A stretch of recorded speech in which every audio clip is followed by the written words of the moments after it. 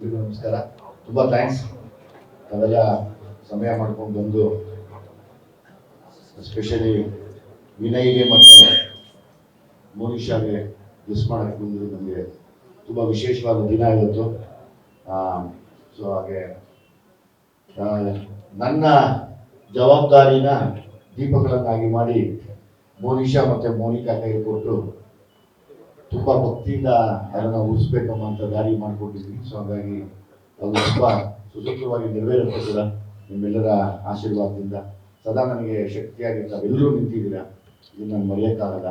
ಹಾಗಾಗಿ ನನ್ನ ಜವಾಬ್ದಾರಿನ ಎರಡೂ ಮಕ್ಕಳ ಕೈ ಕೊಟ್ಟು ಬಿಟ್ಟಿದ್ದೀನಿ. ಅವ್ರು ನಡೆಸ್ಕೊಂಡು ಹೋಗ್ಬೇಕು. ಆ ಬೆಳಕು ತುಂಬ ದೊಡ್ಡ ಬೆಳಕಾಗಿ ಅವ್ರ ಜೀವನದಲ್ಲಿ ಬೆಳಗಲಿ, ದಿನ ದೀಪಾವಳಿ ಆಗಲಿ ಅಂತ ಕೇಳ್ಕೊತೀನಿ. ಜೊತೆಯಲ್ಲಿ ವಿನಯ್ಗೂ ಕೂಡ, ವಿನಯ್ ಇವತ್ತು ನಾನು ಎಷ್ಟು ಥ್ಯಾಂಕ್ಸ್ ಹೇಳಿದ್ರು ಸಾಲಲ್ಲ. ನಾನು ವಿನಯ್ನ ತುಂಬ ಹತ್ತರಿಂದ ನೋಡಿದ್ದು ಕಡಿಮೆ, ಆಮೇಲೆ ನೋಡ್ತಾ ನೋಡ್ತಾ ನೋಡ್ತಾ ತುಂಬ ಪ್ರೀತಿ ಉಂಟಾಗುತ್ತೆ ವಿನಯ್ ಮೇಲೆ. ಸೊ ಹಾಗಾಗಿ ನನಗೆ ವಿನಯ್ ಒಬ್ಬ ಹೀರೋ ಮನುಷ್ಯಾಗಿ ನನ್ನ ಜೊತೆಯಲ್ಲಿ ಇರುವಂಥ ಒಂದು ಜೀವಿ, ಒಂದು ಒಳ್ಳೆ ತುಂಬ ಒಳ್ಳೆ ಮನಸ್ಸು ಇರುವಂಥ ಒಬ್ಬ ದೊಡ್ಡ ಮನುಷ್ಯ. ಖಂಡಿತವಾಗ್ಲೂ ಅವ್ರು ಈಗೂ ಕೂಡ ದೊಡ್ಡ ಮನುಷ್ಯ, ಇನ್ನೂ ದೊಡ್ಡ ಮಟ್ಟಕ್ಕೆ ಹೋಗಲಿ ಅಂತ ನಾನು ಈ ದೇವರಲ್ಲಿ ಕೇಳ್ಕೊತೀನಿ. ಮನೋಜ್ ಬನ್ನಿ ಬನ್ನಿ, ಒಂಚು ಬಾ, ನೀನು ಬಾ, ಕೂತ್ಕೋ ಬಾ. Once again thank you Vinay. ಈ ಸಿನಿಮಾನ ಒಪ್ಕೊಂಡಿದ್ದಕ್ಕೆ ನಾನು ತುಂಬ ಚಿರಋಣಿ ಆಗಿರ್ತೀನಿ. ಯಾಕಂದರೆ ನಾವೆಲ್ಲ ಅಣ್ಣವ್ರ ಸಿನಿಮಾಗಳನ್ನ ಚಿಕ್ಕ ವಯಸ್ಸಿನಲ್ಲಿ ಗಣೇಶ ಹಬ್ಬ ಬಂದಾಗ ಬೀದಿ ಕೂತ್ಕೊಂಡು ನೋಡ್ತಾ ಇದ್ದವರು. ಅವತ್ತು ನಾವು ನೋಡಿ ಆಮೇಲೆ ಥಿಯೇಟರ್ಗೆ ಬಂದು ಆಮೇಲೆ ಅವರ ಮೊಮ್ಮಕ್ಕಳ ಜೊತೆ ಪಿಕ್ಚರ್ ಮಾಡೋದ್ರಿಂದ ನಿಜವಾಗ್ಲೂ ಅದಕ್ಕಿಂತ ಭಾಗ್ಯ ನಮ್ಗೆ ಇನ್ನೊಂದಿಲ್ಲ. ನಾವು ಆ ಋಣ ತೀರ್ಸಕ್ಕಾಗಲ್ಲ. ತುಂಬಾ ದೊಡ್ಡ ಋಣ ನಮ್ಮ ಮೇಲೆ ಹಾಕಿದ್ದೀರಾ. ಅದನ್ನು ತುಂಬಾ ಜವಾಬ್ದಾರಿಯಿಂದ ಯಾವ ಕಾರಣಕ್ಕೂ ಬಿಟ್ಕೊಡ್ತೀರಾ, ನಡೆಸ್ಕೊಡ್ತೀನಿ ನಾನು. As it is Srikanth sir, ತಾವೇ ನನಗೆ ಇಲ್ಲಿ ದಾರಿ ತೋರಿಸಿದ್ದು ಸಲಹಾ ಮಾಡಿದಾಗ. ಸೊ ಹಾಗಾಗಿ ನಿಮಗೆ ತುಂಬಾ ಥ್ಯಾಂಕ್ಫುಲ್ ಆಗಿರ್ತೀನಿ ಸರ್. ತಮಗೂ ಅಷ್ಟೇ, ತಾವು ಬಂದ್ರಿ ದೊಡ್ಡ ಮನಸ್ಸು ಮಾಡಿ. ಇಂಥ ಇದರಲ್ಲೂ ಕೂಡ ನನಗೆ ಯಾವಾಗಲೂ ನಂದೊಂದು ತಂಡ ಅನ್ನಕ್ಕಿಂತ ಹೆಚ್ಚಾಗಿ ನಾನು ಯಾವುದು ತಂಡ ಕಟ್ಟಿಲ್ಲ, ಒಬ್ಬೊಬ್ಬರೇ ಓಡಾಡಿದ್ದೀನಿ.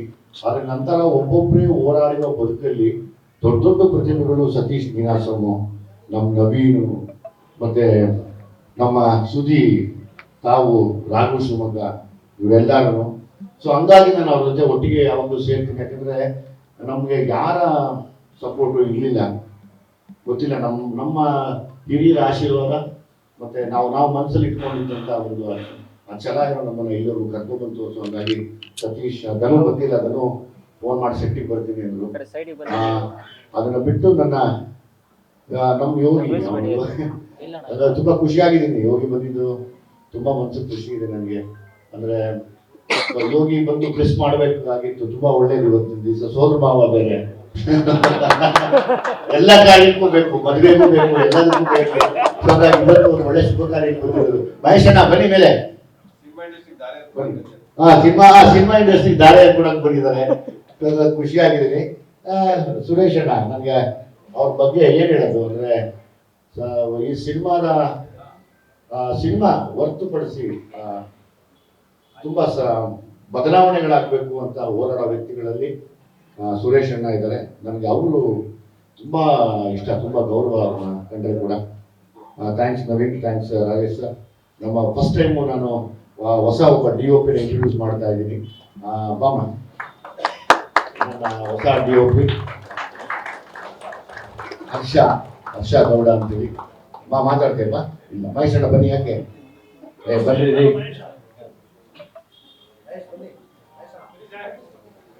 ಚರಣ್ ಬಗ್ಗೆ ಏನ್ ಹೇಳೋದು ನಾನು ಯಾವಾಗ್ಲೂ ನನ್ನ ಚರಣ್ ನಾನು ಗೊತ್ತಿಲ್ಲ, ನಾನು ಸಿನಿಮಾ ಮಾಡೋವರೆಗೂ ಚರಣ್ ಜೊತೆಲಿ ಇರ್ಬೇಕು ಅಂತ ಆಸೆ. ಯಾಕಂದ್ರೆ ಚರಣ್ಗೆ ನಾನೇನೋ ಮಾತಾಡಿದಾಗ ಅದು ಅರ್ಥ ಆಗತ್ತೆ ಚರಣ್ಗೆ. ಅಂದ್ರೆ ನಾನೊಬ್ಬ ಸಂಗೀತ ಗೊತ್ತಿಲ್ದಿರೋ ಮೂಗ, ಆಗ ಸಂಗೀತ ಗೊತ್ತಿರೋ ವಿದ್ಯಾವಂತ ಮಾತು ಬರೋರು. ನಾನು ಮೂಗ್ ಭಾಷೆಯಲ್ಲಿ ಅದನ್ನ ಆಡು ಭಾಷೆಯಲ್ಲಿ ಆಡೋ ತರ ಮಾಡಿ, ಡ್ಯಾನ್ಸ್ ಮಾಡಕ್ ಮಾಡಿ, ಕುಡ್ದಾಡಕ್ ಮಾಡ್ಬಿಡ್ತಾರೆ.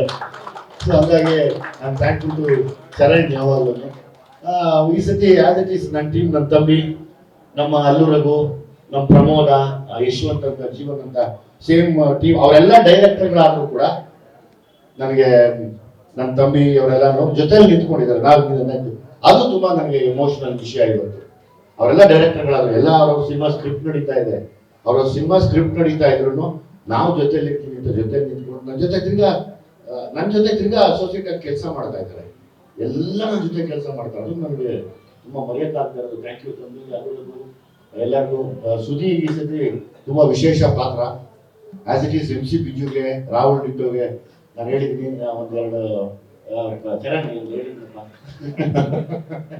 ಯಾಕೆಂದ್ರೆ ಚರಣ್ ಒಂದ್ಸರಿ ಎಂತ ಪನಿಷ್ಮೆಂಟ್ ಕೊಡ್ತೀನಿ ಅಂದ್ರೆ ನನಗೇನೋ ಬರೋದನ್ನ ಬರ್ಬಿಟ್ಟು ತಗೊಳಕ್ ಬರ್ಬಿಡ್ತೀವಿ, ಚರಣ್ ಮಂಜೂರು ಮಾಡ್ಕೊಡು ಅಂತ. ಅದು ನನಗೆ ತುಂಬಾ ಹೆಲ್ಪ್ಫುಲ್ ಆಗುತ್ತೆ. So thank you Rahul. ಆಮೇಲೆ ನನಗೆ ಇವತ್ತು ಪ್ರತಿ ಸರಿನೂ ನನ್ನ ಲುಕ್ಗಳನ್ನ ಬದಲಾಯಿಸುವಂತ ನನ್ನ ಗುರು ಅಂತ ಹೇಳ್ಬೋದು, ನನಗೆ ಮಾಸ್ಟರ್ ಅಂತ ಹೇಳ್ಬೋದು, ಮನೋಜ್ ಅಂತ ಹೇಳಿ ಇವರು ಆಸ್ಟ್ರೇಲಿಯಲ್ಲಿ ಇರ್ತಾರೆ. ಇವತ್ತು ಈ ಒಂದು ಲುಕ್ ನನಗೆ ಈ ತರದ ಏಜ್ ಲುಕ್ ಬೇಕು ಆ ಸಿನಿಮಾಗೆ ಅಂದಾಗ ಕಂಪ್ಲೀಟ್ ಬದಲಾಯಿಸಿದ್ದೆ ಇವರು. ಬಹುಶಃ ನನ್ನ ಜೀವನದಲ್ಲಿ ತುಂಬಾ ಸ್ಪೋರ್ಟ್ಸ್ ಒಡನಾಟ ಜಾಸ್ತಿ.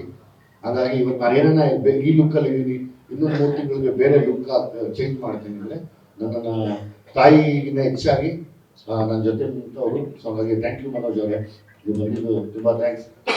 ರಂಜು ಮಾಮ ಮೇಲ್ ಬಾಬಾ, ರಂಜು ಬಾ ಬಾಮ ಬಾ ಕೂತ್ಕೋ. ಈ ಸತಿ ಒಂದಷ್ಟು ಹೊಸ ಪ್ರತಿಭೆಗಳನ್ನ ಇಂಟ್ರೊಡ್ಯೂಸ್ ಮಾಡ್ತಾ ಇದ್ದೀನಿ. ಅವ್ರು ನಮ್ಮ ಚನ್ನಪಟ್ಟಣದಿಂದ ಬಂದಿದ್ದಾರೆ ಎಲ್ಲಾದ್ರು ಅವರು. ಬಾಮ ಬನ್ನಿ. ಒಂದಷ್ಟು ಹೊಸ ಟ್ಯಾಲೆಂಟ್ಸ್ ಈ ಸತಿ. ಸೊ ಅಗೇನ್ ನಿಮ್ಮ ಬ್ಲೆಸ್ಸಿಂಗ್ ಬೇಕಾಗಿ ಎಲ್ಲರೂ. ಅವನಲ್ಲಿ ಅವ್ನು ಧೂಮ್ರಾವತಿ ಅನ್ನೋದು ಅವ್ನು ಇನ್ನೊಂದು 2-3 ಹುಡುಗರು ಇದ್ರಲ್ಲ, ಕೈ ಹತ್ರಪ್ಪ ಹುಡುಗರ. ಇಲ್ಲೇ ಇದೆಯಾ ಬಿಡು, ಬನ್ನಿ ಆಸ್ತಿ.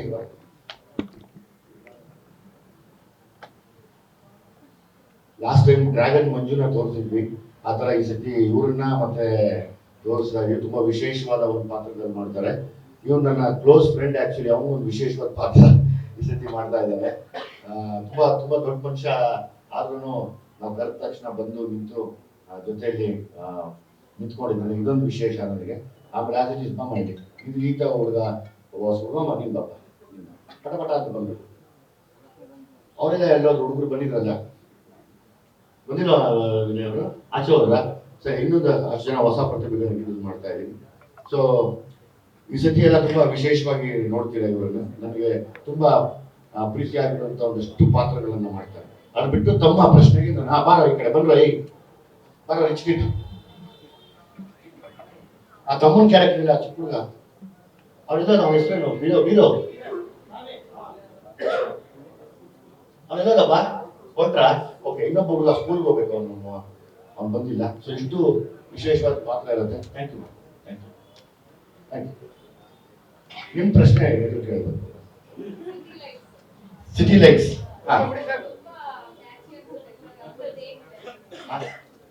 ತೊಂದರೆ ಇಲ್ಲ, ಸಿಟಿ ಲೈಟ್ಸ್ ಗೊತ್ತಿಲ್ಲ. ಈ ಕಥೆ ಎಲ್ಲ ಬರೀತಾ ಒಂದು ಎಮೋಷನಲ್ ಆಗಿ ಅನ್ನಿಸ್ತು. ಇದೆಲ್ಲ ನಾನು ಆಸ್ತಿಕರ ಮಾತಾಡಿದೆ, ನನ್ಗೆ ಅನಿಸ್ತಾ ಇದೆ, ನನ್ನ ಮನಸ್ಸಿಗೆ ಸಿಟಿ ಲೈಟ್ಸ್ ಅಂತ ಇರಬೇಕು ಅಂತ. ಇನ್ನೊಂದು ಗೊತ್ತಿಲ್ಲ, ಇನ್ನೊಂದೇನೋ ಒಂದು ಹೊಸ ವಿಷಯನ ಹೇಳಕ್ಕೆ ಹೊರಟಿದ್ದೀನಿ.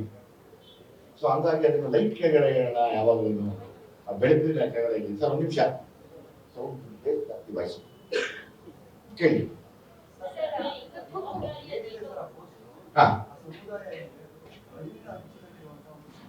ಹೌದು